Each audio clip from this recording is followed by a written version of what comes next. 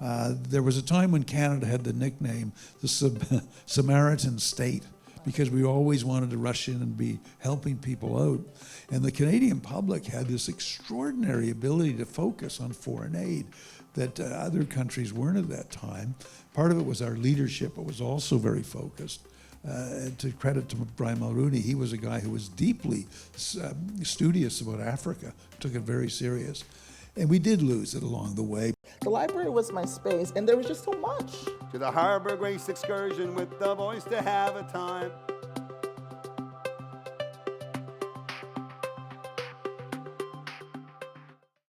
I can't tell you what an honor this is to be asked to do this as a journalism student. In the 90s, you were one of the icons, one of our journalism heroes, and I never thought I'd be able to sit up here with you today. In preparing for this, I asked many of my friends who are at CBC and elsewhere, I get to talk with Brian, any tidbits.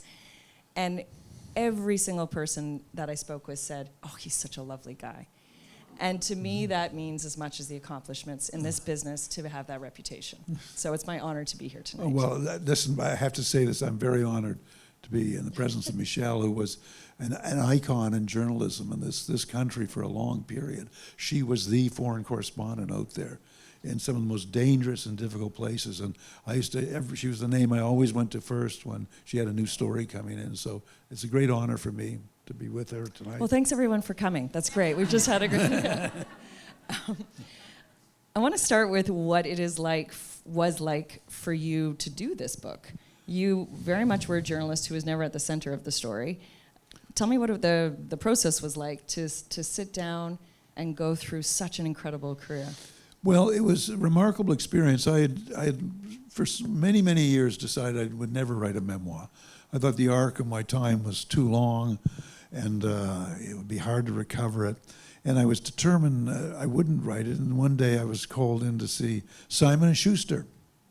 And it was put to me that they would like me to write a memoir. And of course, I resisted until flattery entered the scene, and that took about 18 seconds. And I was on board. And right from the beginning, I was introduced to somebody I was to learn very quickly was a legend in the business of being an editor. Rosemary Shipton, right here in the front row, of the greatest editor in this country now, and has so much experience. She worked on Lester Pearson's biography. And I have to start by praising Simon Schuster first, because I would never have gotten through without their help, and of course my own family, Tina in the front row, my daughter, there Katie, and my son-in-law Kevin, all very helpful. As for my own self, I just set out with serious guidance from Rosemary and others, a timeline. And the more I got into the timeline, the more fascinated I began, because I was going back this long corridor of time. I mean, I was born midway through the Second World War. I was a child of the post-war era, the early Cold War. I grew up at a time when news came to us through newsreels and cinemas, and people all read papers, and the radio was always on. And I realized that all my life as a kid, I'd always been interested in kind of war and big events. Sadly, the first story I ever remember on the news was about 1949, hearing a radio that somebody had thrown something called a grenade into a place called Gaza.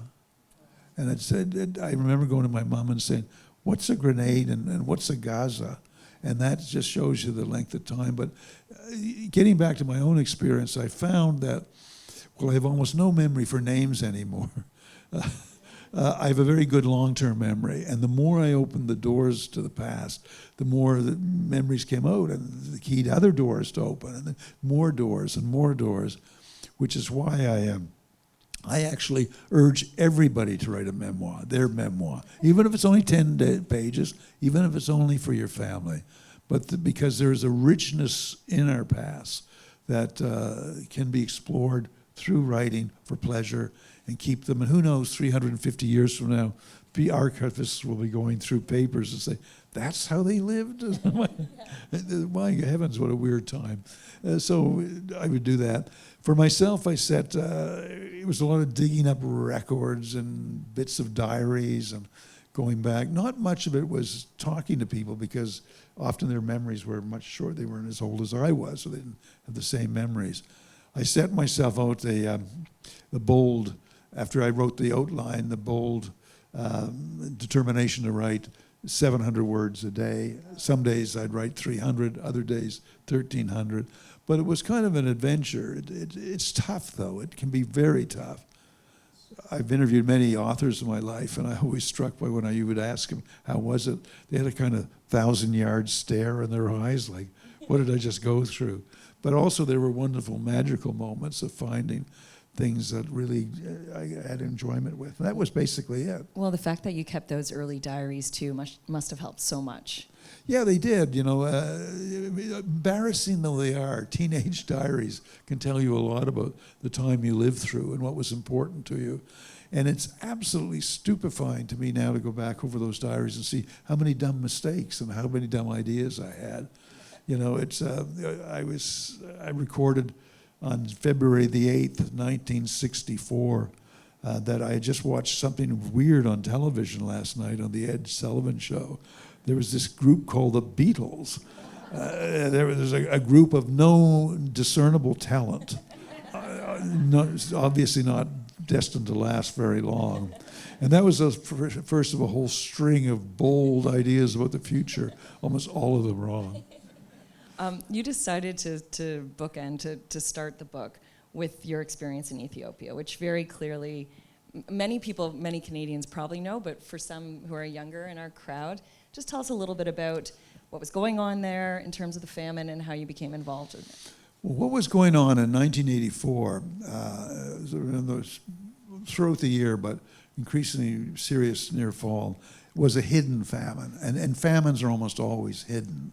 It's almost very rare to have a real famine because you have to have a combination of awful things happening.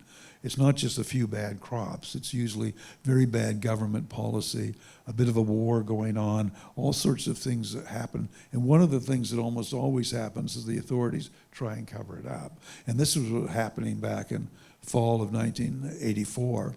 I was the London correspondent for CBC. I'd been much of the year covering Beirut and other conflicts and wars.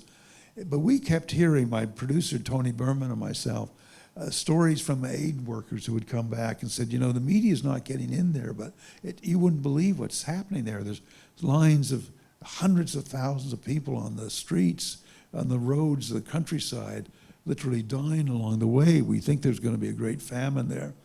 So CBC, and it wasn't me, but Berman and others in CBC and myself, really hammered away at the Ethiopian government to let us in. And they did let us in finally. We basically said, look, we're the best guys in the world, right? Canadians, you can trust us. So they let us in, and the BBC was the one other group that got in. And what hit us on the ground was something, quite frankly, beyond our imagination. I thought I could imagine what it was going to be like, because I'd seen several wars at that time and seen a lot of misery. But it was beyond our ability to grasp mentally what it is what we're seeing. And if you saw footage of those years, you would see what I mean, because it looked like an apocalypse. It looked like a world after a nuclear holocaust of some kind, the dust blowing across the countryside, the endless hordes of people, like something out of a medieval scene almost along the streets. And the line I used was, famine is along every road and at the gates of every town. And that's the way it was. So people were basically dying right in front of us. We'd go to feeding camps where 80,000 people had showed up, and they were able to feed maybe 8,000 people. So death was sort of everywhere. And we worked to ourselves to a point of exhaustion, got a story out, went on air in Canada on November the 1st, 1984, and caused what some historians have called an absolute tsunami in Canadian culture. And anybody who was alive in those days will probably remember the way that Canada responded first in the world to the Brian Mulroney government, who just came in, and the Canadian population. They formed a sort of union together. We're going to do this and put Canada in the lead. Canada went down to the United Nations. Stephen Lewis was our fabulous ambassador. And we basically took the lead in bringing aid to aid to Ethiopia, and we're way out there in the lead before other countries, and started lobbying other countries as well. So that's basically a short version of the story. And before we get to what happened later with Live Aid and the impact and sort of where you went from there, reading that, I was alive at that time, but I didn't remember Canada's role as being so important in that. And reading those, the opening of your book, which is so gripping, I was really sad about it. I was sad for two reasons, and I wonder if you feel the same way or how you analyze this today. But one, we don't seem to take that role anymore as a country, as a middle power. And two, I wonder if you'll ever get the same reaction from the public anymore. We have two massive famines going on right now in Gaza and Sudan, and largely not being covered, largely not some coverage, but not the same kind of coverage and not the same response. How do you put that to where we are today? Well, I think that the period of the 1984, 5, and 6, even into 7, 58, was a period was, I think, the finest moment for Canada in foreign affairs, international affairs, in its peacetime history. There was a time when Canada had the nickname the Samaritan State, because we always wanted to rush in and be helping people out. And the Canadian public had this extraordinary ability to focus on foreign aid that other countries weren't at that time. Part of it was our leadership, but was also very focused. To credit to Brian Mulroney, he was a guy who was deeply studious about Africa, took it very serious. And we did lose it along the way. I think part of it is the world got weary of the 24/7 cycles of this kind of vortex of crises coming one after the other. Got weary. I think, and this worried me at the time I was on the ground in Ethiopia in 1984, that people were we were sending out images. It worried me. It may have an impact, I think it will, but what if it sets a bar? What if people in the back of their mind say, well, that's the real crisis, what's happening in Ethiopia? And we'll respond maybe next time we see something as bad as that. Ethiopia was not the right time to respond. It was too late. Everybody was too late because we were locked out. And it worries me that these images now set a bar that people will wait till they see something even worse. And I say, oh, don't do that, because already it's too late if you do that. And as for today, it's heartbreaking. Just 2 years ago, there was the finish to a war, so-called, in Ethiopia, right upon the north where the famine had been, that had killed, according to international experts, in our time, in 3 years, 600,000 people, which is more than Gaza, more than Ukraine put together, and the media hardly even noticed it. It wasn't sort of relevant to their focus points at that time. So this can happen now. We can have these dark places in the world, even though we have this unsurpassed technical ability. That's the irony of it all. We can bring a story to you, shot in the marketplace in Somalia in the morning. It's on air that night.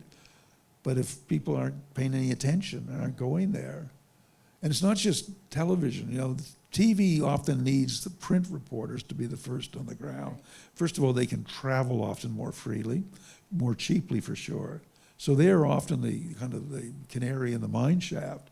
And they're starting to have fewer of those. That may be a subject we get into. But yeah, I would like to go back to that at the end, sort of where we are with journalism right now. But just to finish out the story of what happened then in Ethiopia and your coverage, just tell us about Live Aid and what happened after that. Well, around the fourth or fifth day, we went to a feeding center, and we were again surrounded by these unimaginable scenes of sick everybody, but very sick children who seemed to be dead or dying or very close to it. And I was going down a line of refugees along a wall, and out of the corner of my eye, I saw one small girl, about 3, just collapse over and collapse onto the pavement. And I said, oh God, not another death. So I called a nurse and said, nurse, can we do something here? And nurse runs over. She was a sister of a Catholic charity, picks her up, races her into a medical center. We go in with our crew, and we had filmed her face, and there was something about her face. I didn't know her name at this time, but her face had these eyes that were peering out into what seemed an ungenerous world, an uncaring world, sort of asking the question, And the nurse that was there said, "We're very sorry, but we can't save her. She's going to die within 15 minutes. And we had some final breaths, and I called the crew to come out so she could die in dignity. So we drive off around the town and covered burials, and we went back that afternoon for her burial because they had to bury people in a day. They had no refrigeration. So we go back, steeling ourselves to see her burial. And we see this circle of people smiling. And I rush up to it, and there's the girl in the arms of the nurse. And I say, "Nurse, we seem to have had some kind of miracle today, haven't we?" She said, "Yes, we put a final needle into her, and she's come around and she's going to survive." And I did some stories on this amazing moment because I saw it as symbolic of Ethiopia. If she could survive, maybe the country could survive. Unbeknownst to me, like a CBC editor, Colin Dean, put her images of her face and other sick, dying children on a strip of video, which was later played at Live Aid at the insistence of David Bowie, who had seen it when CBC came around and showed Geldof and Bowie the tape. He said, "Well, that's going to be played." And Geldof said no. And on the day of Live Aid, they had this argument behind scenes, and Geldof said, "We don't have time for that." And David Bowie says, "I am not going to go on and sing unless I can show this CBC tape." And he goes out, and we had that stage of the show. I was home in Toronto, I was nowhere near it. Over 1.1 billion viewers, the biggest charity concert ever staged. It's never been matched before or since. And Bowie does a song and says, "Now, so you all know what this is about, we want you to watch this CBC tape." And as some of you may know, that's when the tape went out. Her face instantly struck people as the face of famine. The phone lines melted around the world. It had not been receiving enough funds at the time. And Geldof says that was the moment that knocked this. Everybody in Wembley Stadium was crying around the world. They were reacting to it. And the money just poured in unimaginable sums. I mean, sums even today hard to believe. If you extrapolate what they earned that day, today's money, it's $600 million. Wow. So a huge impact, not just in raising funds, but in affecting governments, forcing governments to act. That was the real power of Live Aid. And she became famous. I went back a few years later to try and find her because we had lost her in the famine. And we did, somewhat to my surprise, find her. And I set up her support in school and her family, a house, and that. I've sort of been in touch with them ever since. And You're still in touch today. My family and her family Zoom on weekends. It's unbelievable. She was the first person in her mountain village to have been taught to read and write. And this was 1984, and now we're doing Zoom together. And she's better at Zoom than I am. Just one other thing about of her. course. She's also organizing her own charity. She's working now with disabled children in one of the poorest places on earth, and that's where she is. That's lovely. We're still in the first chapter of your book, by the way. I knew this would happen. You describe at that point, and it does come back later in the book, that when you came back from Ethiopia, despite this beautiful story that you just told about the impact, it stayed with you. I related a little bit reading that. I remember covering a famine in Somalia, and I came back, and I used to call it my Starbucks rage. When I would come back, I'd be fine in the field, come back, and then someone in line would be upset about their latte not being hot enough, and I would just see red. You described it, or your colleagues described it, as your Ethiopia syndrome. That, and I think I have pulled a quote here. You had said, "The nicer the compliments, the crappier I felt." Describe the impact of that, and then how that kind of came back later. I never felt smaller than during the biggest story of my life. Ethiopia just dwarfed my own sense of what we could do as human beings. And it took a long time before I even realized that our reporting had done some good. But I used to refer to this thing called psychic scar tissue. I knew we'd get it working in the field. And belatedly, journalists came to the awareness that they can get PTSD and they can really suffer out there from threats and dangers. But that's not all. I mean, I didn't get PTSD, and most foreign correspondents don't get it. But there was something else that was puzzling psychiatrists that had all the symptoms of PTSD that hit years later. We're talking decades later, 20, 30 years. Reporters were reporting about, say, they're about to retire, they're on a wonderful vacation to south of France, and the next thing you know, they're throwing furniture through the window or caving in. And a very brilliant psychiatrist who operates here in Toronto, Anthony Feinstein, who has led the charge to understand the mental and emotional damage done to foreign correspondents and others who are witnesses, termed a moral injury. And that's what I appear to have had back in the 90s. This was years later. I'd have these waves of memory about seeing a refugee family or a woman and her children on the side of the road amongst thousands of others and saying, why didn't we put her in the van and help her drive to a feeding center? Why did we stand with all these dying people around us? Surely I could have done something, even though I had no medical training at all. And that's what happens. You come away, if you witness too much over and over and over again, feeling that no matter what good you did, you didn't live up to your highest standards of what you thought you should do. And it's almost impossible to live up to those standards. I mean, what could I do? I had one chocolate bar in my pocket. I could have divided it, 50 ways? You're just overwhelmed by the numbers and the need. And that has been a real scourge in the world of the foreign correspondents whose job is to witness. I mean, our job is to go there and watch. We're not there to help. We're not there to change the political system. We're there to watch and record back.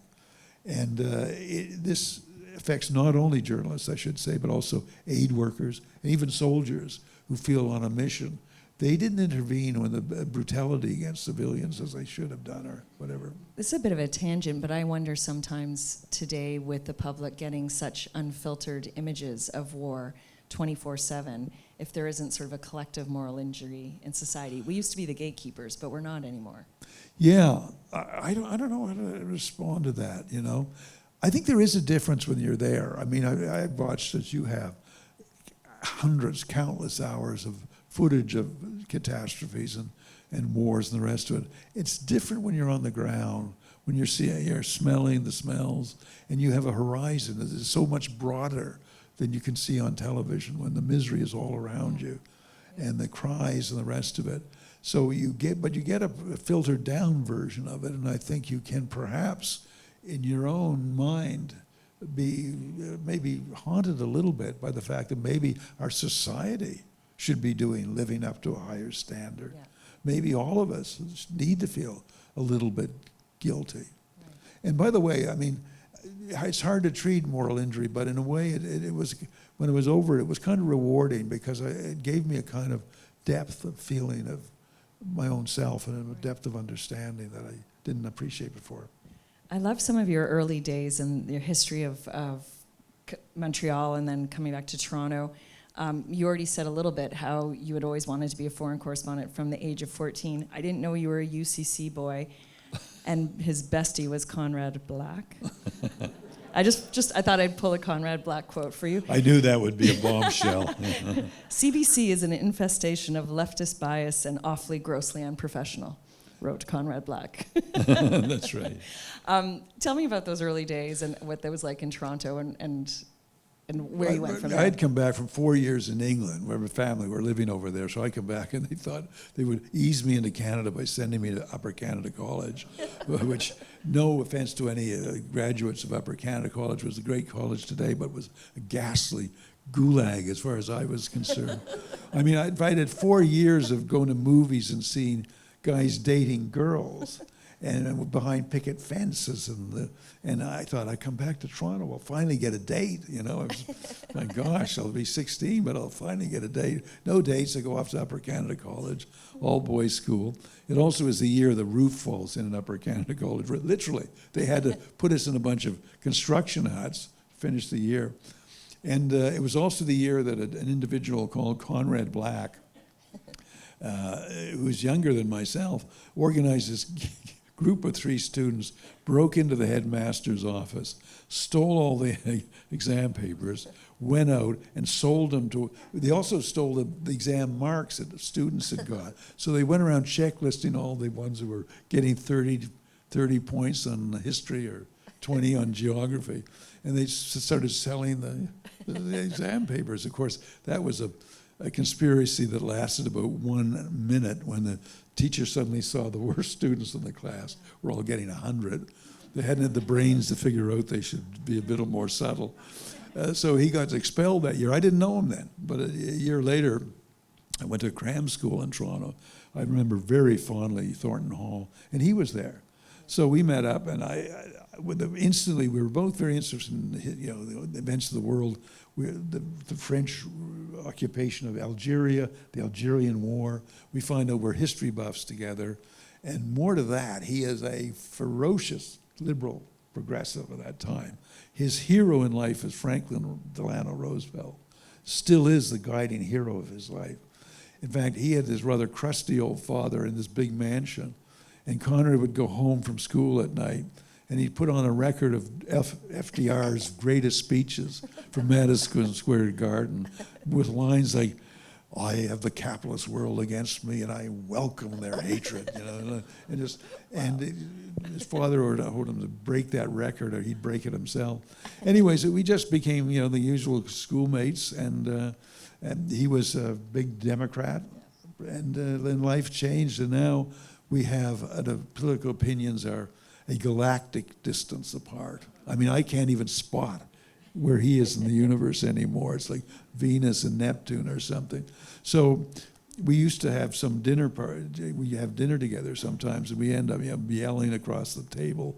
And it was like many people in society these days, they can't get along with old friends because the old friends have such bizarre, crazy ideas. So eventually we decided this can't go on. And being historians as we were, we declared our own demilitarized zone when we met socially. We were DMZ, and the T word could not be put across it. I couldn't complain about tea, and he couldn't praise tea. And that's kept a friendship going. Otherwise, it would have gone up in flames. And I don't know if everybody here knows that, but you started your journalism career in print. In the Yeah. Globe as a copy boy, and then in Montreal. Tell me what that was like in terms of when you decided to go into TV. Well, I'd gone through Ryerson journalism then, and I'd been given, I think, one course in television that petrified me. I went into the studio with his old-fashioned camera, the big black lens staring at me. I was socially awkward at the best of times.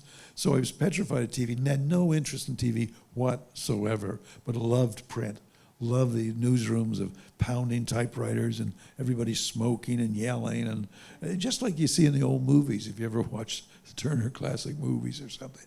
And I love that world, and I had a fabulous time in it because I got to work in the suburbs of London during the swinging 60s, came right back to Montreal during the fabulous 60s, came back for a centennial year. So I was working on the Montreal Gazette. My beat at times was City Hall itself, right at the ground zero of all the protests and uprisings and what have you, and army coming in, the rest of it with a newspaper column. And I thought this was absolute heaven until I got a call from TV once to come down and meet with them. And was that decision hard to make the jump to TV at that point? Again, flattery gets to me rather quickly. I don't know what it is, but I thought frankly, I'll do this for 1 year because it'll be kind of interesting to be a micro celebrity. Right. Walk down a sidewalk and maybe somebody will say, "Hey, I know that guy." That's really weighty things like that played on me. But no, I thought I'd give it a try. But there's one other idea I had in my mind, and this became the powerful one, that the newspapers didn't have many bureaus overseas. And if I wanted to be a foreign correspondent, I wasn't going to hack it probably in print. But in television, the CBC, God bless it, had these foreign correspondents and bureaus. So I just set my goal on that. And I went to Ottawa for, I think, about 7 years, covering things like external affairs and what have you, and it was perfect training for it. Yeah, and during that time, again, I didn't realize the number of Canadian investigations that you'd been on. One of the first was in November 1977, the RCMP affair, for those who don't remember that, talk about what that big break was. I was the first CBC investigative reporter, television investigative reporter. So I did a number of investigations into the RCMP in those years, which had frankly run amok. This was the years during separatism was a growing threat, and they had a secret service, not secret service, a special service, that was basically petrified of communists everywhere, especially on campus. And they would be marching. Sounds a little familiar. They were investigating everywhere. So, but then they were like many police forces who weren't adequately policed by their own governments. They started breaking into things. So I was finally able to put together a number of stories that they had kidnapped somebody, they had burned a barn down. They were break-ins going on everywhere, and opening the mail of Canada. Now, the one sacred thing we are supposed to have in this country is that our mail is not tampered with by government. In those days, everyone used, of course, snail mail. And they were opening the mail of Canada completely unlawfully. So I broke it, and it was it led to the MacDonald Commission of Inquiry, which led to the setting up of CSIS. So I had some role in setting up of CSIS, yeah. I forgot to mention off the top that I'll leave some time at the end for questions. And I'm only at 1977 right now, so I'll jump ahead a few. There's an incredible chapter in there on the horrors of Latin America I was going to ask you about. But let me jump forward to the Thatcher interview, because that is a really fun story. Well, Thatcher, I was in England through 4 years in London when she was at the height of her powers, and those powers were enormous. Right after the Falklands War in 1982, if you remember, she quickly got the title the Iron Lady, which she loved. She was a very, very tough woman, and very proud of being tough, and very proud of making people just melt into a puddle of wax in front of her. She had a little bit of a sadistic nature, I think. She had no sense of humor whatsoever. And endless numbers of people tried to get her to laugh at a joke or something, never laughed. Anyways, one day we're sitting in the little office and the phone rings and my producer, Tony Berman, picks it up. And he looks very puzzled and he said, "What? Where? When? What?" And he says, holds the hand over the phone, did you ask for an interview with Margaret Thatcher? I said, I didn't ask for any interview with Margaret Thatcher. He didn't ask for any interview. Nobody in our office had asked for an interview with Margaret Thatcher. And they were saying, come down to Downing Street tomorrow at 10 o'clock for an interview in the garden of number 10 with 3 other American networks. You'll be the fourth in line. And we called Canada. Did anybody here want the Margaret? Nobody had. But we weren't about to phone back number 10 Downing Street and say, look, we're not coming because frankly, we don't really want an interview right now, maybe sometime in future. So we said, sure, we'll be down. We get down to number 10 Downing Street, and all night long I'm trying to, what are we even talking about? Because I haven't prepared for it as you're supposed to. We get down there, and her extraordinarily, if you can, an image of Dracula, that was who her press aide looked like. They used to call him the Dracula from Yorkshire. You know, just unbelievably frightening guy. He said, "So what time are you on? And what time is your what time do you break in the morning?" And I said, "What morning? What morning?" He said, "Your morning show."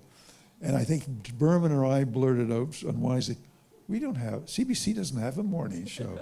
And this Dracula suddenly looked terrified, like, I'm going to have to go to my boss and tell her I booked the wrong network to come and interview. And so I said to him, look, let's go ahead anyways. I'll arrange it so in the middle of the interview I'll sort of pause and look over at Berman for a cue as if it were live to the morning show. And I thought, the chances of pulling this off are slim, so we're let out. But anyways, I got to go ahead now. There's no backing out. They take us out to the garden, number 10. The Americans go quickly through it. Then it's my turn. I sit in a seat, rather like this, out under a tree in the garden, number 10, and back comes Margaret Thatcher from her previous interviews and sits down and smiles rather pleasantly, and I give it a cue to start rolling. And I'm thinking all the time, what if she says, and what's the name of your show again? And I'd like to greet Canadians by saying something about you on your show. Anything would have me sitting opposite the Prime Minister of Thatcher, Prime Minister of Britain, as a fraud. And that would have been a great career-ending moment. And so that was basically that story. And we went on air. We went back to the office, and we had a hard time finding any program in Canada that actually had any use for. I think it was 7 minutes of me talking to Margaret Thatcher. Months later, or maybe it was years later, I actually found that interview, looked at it. It was the most boring interview I ever had, because you could just see me sort of tensed up and, you know. I assume it was supposed to be CTV. That was the morning show. Yeah, it was CTV. That was the point of it. They had mistaken us for CTV. Frankly, Canadians are Canadians to a lot of foreigners. One of those Canadian things. Anything that starts with a C. Yeah, exactly. So, and we didn't really have the guts to phone up CTV, our competitor, and say, that interview request you had with Thatcher, I think you should drop it. I don't think you're going to get very far. I love the format in the book that you have these sections called interludes. And there's so many incredible glory stories, but I'm making you tell all the funny ones now. But there was one titled Dangerous Doodles. And as a proud owner of a Labradoodle, I thought, oh, well, what is this about? It's not about dogs. Tell me about that story about the doodles. This was really stupid of me, unbelievably stupid. But in Beirut hotel, the whole city was blowing up and shells landing all over the place. And at night, we couldn't go out much, so we couldn't go out at all if we were sensible. So at night, being a military expert, the Marines were still in their base. If you remember, they were driven out of there after the barracks was bombed. I would draw on a map of Beirut and the regions around it, my idea of what the defensive line should be. And of course, there was the American and French fleets were offshore, ready to evacuate all the foreigners. So I was drawing lines of evacuation. They should have maybe mortars in here, artillery. It was just a sort of mental exercise. And I said, well, you know, I did that for about an hour, doodling away, and I then put the map back together again and shoved it safely into a box and forgot about it. And about a week and a half later, we're up in the mountains where all the guerrillas and rebels are, various different, about 20 of them. We get stopped at one of the most feared of all, and they're looking for spies. Spies that are Americans, spies that are Brits, spies of any kind. And they do a complete search of our car. And in fact, it was one of the best searches I've ever witnessed. They were pulling our car to bits, everything. They opened our shaving kits and, you know, squeezed out all the toothpaste on the floor, all of that. Every inch has been, and we're outstanding, sort of hands on our heads, what have you. And I noticed just when they're coming across to my seat, which is the front right-hand side, I look in the glove compartment down on the side, and I spot the map that I had doodled in. And I thought, this is it, we're doomed.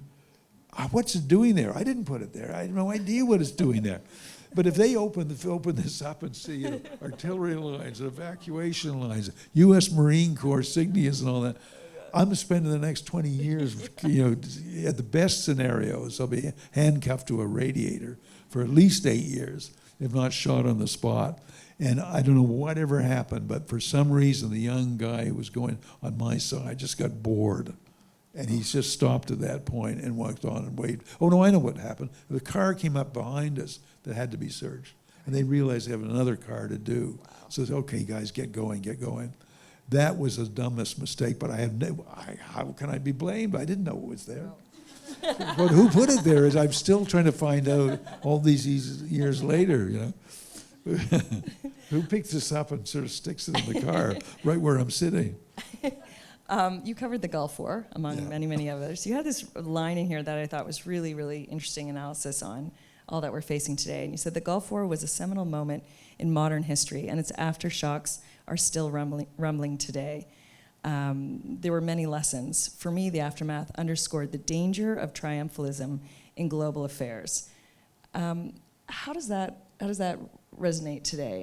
And what was it? I mean, you knew that right away. You knew that was an interesting phenomenon that then would play out. Not only did I know it, actually, I had a friend who knew George Bush, the president, and wrote to him saying, please don't let America fall into triumphalism. And Bush wrote back saying, I'm not the kind of guy to do triumphalism. And he wasn't. He was nothing like the current occupants of the White House.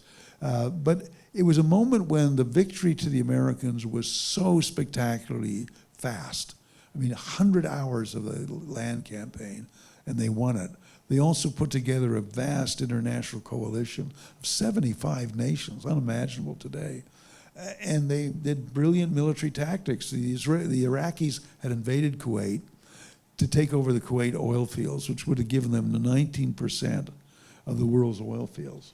And the Americans sort of drove them out in this very swift campaign. And American went wild. It had huge parades and the rest of it. And I just felt this is kind of dangerous because they think now that victory is easy. They think that if they went into Iraq, they could win it in no time whatsoever. And so at the time, I thought it was a danger, and it was proven to be a danger, very much so. Not only was the fact that the Americans had gone through Saudi Arabia, helped kick off Al-Qaeda, as you know. It was really first rage against the Americans standing on the religious soil of Saudi Arabia.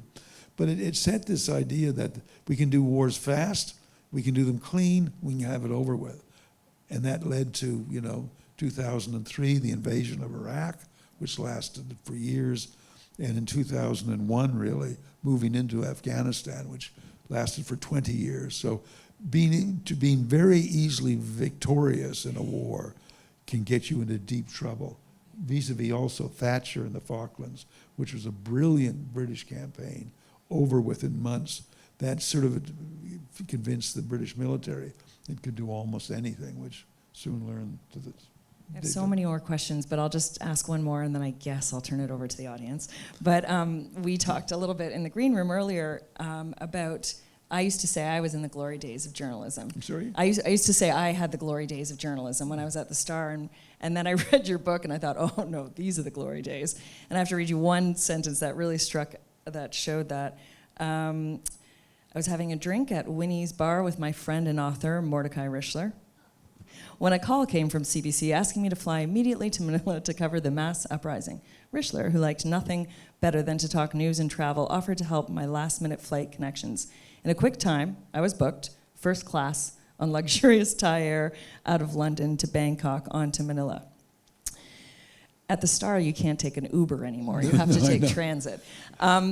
But seriously, in terms of where we're at in journalism right now, so much of what's happening south of the border that we're seeing, these new rules the Pentagon is asking journalists to sign before getting access anywhere.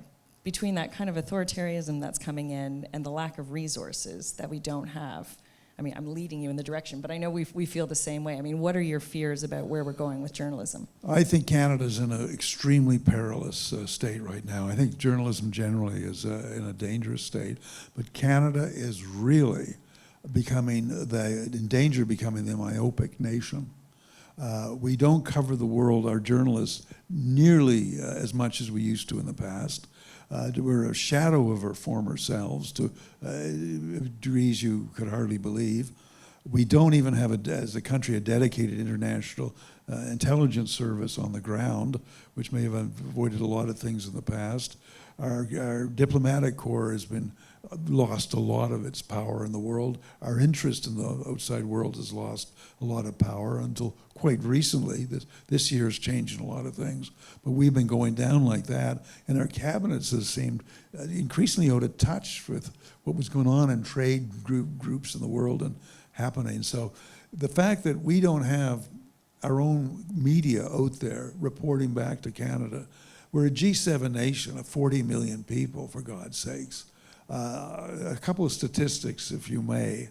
The two biggest private networks in this country, worth tens of billions of dollars of market capital, have together combined 2 foreign correspondents. One in London, one in Washington. And both of them can't hardly move because they won't they won't come up with the money to send on the road trips even. The CBC is holding the fort, thank God. Without the CBC, in broadcasting terms, we'd be almost nowhere. At least we've got a half dozen out there. But all the foreign correspondents in broadcasting in Canada, abroad, could fit in one mini-sized minivan. Just stunning.